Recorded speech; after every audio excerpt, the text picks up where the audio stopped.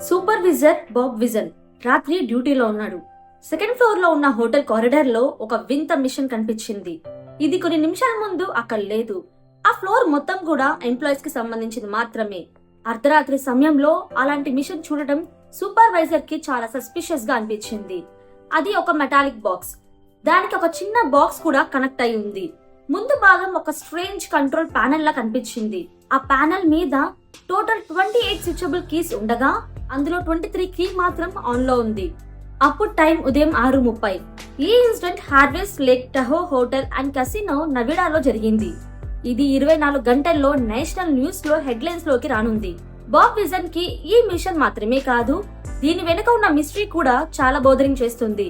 అతను ఆల్మోస్ట్ అంత రాత్రి డ్యూటీలో ఉన్నా మిషన్ సౌండ్ ఏమి కూడా వినిపించలేదు.